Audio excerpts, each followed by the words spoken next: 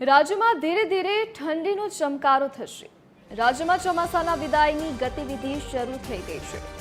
દક્ષિણ ગુજરાત, સૌરાષ્ટ્ર, કચ્છમાં ચોમાસાની વિદાય થઈ ગઈ છે। ઓક્ટોબર મહિનામાં તાપમાન નીચું રહેશે। પૂર્વ, મધ્ય, ઉત્તર, દક્ષિણ ગુજરાતમાં તાપમાન નીચું રહેશે। ઓક્ટોબરના અંતમાં કેટલાક જિલ્લામાં તાપમાન ગગડશે।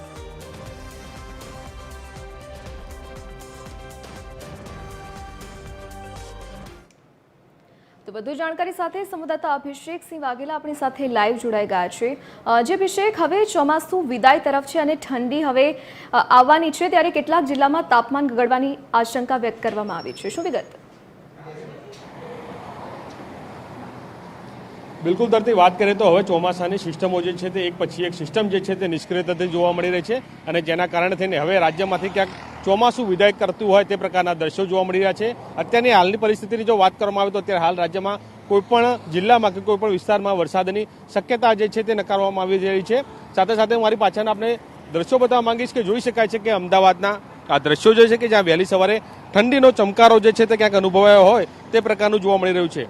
સૌથી મહત્વપૂર્ણ કહી શકાય કે હવે જે પ્રકારે વરસાદી સિસ્ટમ નિષ્ક્રિય થઈ છે અને તેની સામે સામે હવે શિયાળાની શરૂઆત થતી હોય તે પ્રકારના દ્રશ્યો જે છે તે જોવા મળી રહ્યા છે। સાથે મહત્વપૂર્ણ કહી શકાય કે હવે રાજ્યમાંથી ચોમાસાની વિદાય જે છે તે શરૂઆત થઈ ગઈ છે। દક્ષિણ ગુજરાત અને સૌરાષ્ટ્રમાં જો વાત કરવામાં આવે તો ચોમાસાએ વિદાય લઈ લીધી છે। સાથે સાથે આ વખતે જે ઓક્ટોબર મહિનો જે છે ત્યારે હવે તાપમાન ધીમે ધીમે ક્યાંક ગગડતું હોય તે પ્રકારનું જોવા મળશે। સાથે પૂર્વ, મધ્ય અને ઉત્તર ગુજરાતની વાત કરવામાં આવે તો ત્યાં પણ તાપમાન જે છે તે નીચું થતું જોવા મળશે। ઓક્ટોબરના અંત મહિના સુધીની જો વાત કરવામાં આવે તો રાજ્યના મોટા ભાગના જિલ્લાઓના તાપમાન જે છે તે ગગડતા જોવા મળશે। સાથે સાથે મહત્વપૂર્ણ એ પણ કહી શકાય કે જે પ્રકારે હવે ચોમાસા વિદાય તરફ છે ત્યારે ખેડૂતો માટે પણ એક રાહતના સમાચાર સામે આવી રહ્યા છે, કેમ કે હવે શિયાળુ પાકની પણ શરૂઆત થશે અને તેને લઈને વરસાદ વિઘ્ન ન બને તે પ્રકારની અત્યારે હાલ માહિતી મળી રહી છે અને તેના કારણે તેને ખેડૂતોમાં પણ એક રાહતના સમાચાર જોવા મળી રહ્યા છે। સાથે આગામી 24 કલાકની જ્યારે વાત કરવામાં આવે તો 24 કલાકમાં ગુજરાતમાં એટલે કે રાજ્યનું વાતાવરણ જે છે તે સૂકું જોવા મળશે। સાથે સાથે જે પ્રકારે ચોમાસાની વિદાયની શરૂઆત થઈ ગઈ છે તેને લઈને હવે તાપમાન ક્યાંક ગગડતું હોય તે પ્રકારનું જોવા મળશે।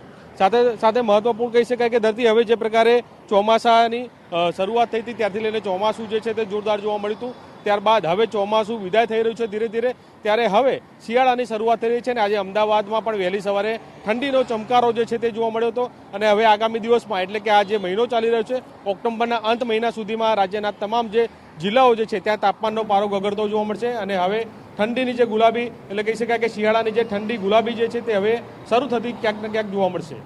જી ધરતી। જી અભિષેક, વિગત સાથે જોડાવા બદલ આપનો આભાર। તો રાજ્યમાં ચોમાસું વિદાય તરફ છે તો ઠંડીની શરૂઆત થઈ ગઈ છે। કેટલાક જિલ્લાઓમાંથી ચોમાસાએ વિદાય લઈ લીધી છે તો રાજ્યમાં ધીરે ધીરે ઠંડીનું પ્રમાણ વધ્યું છે।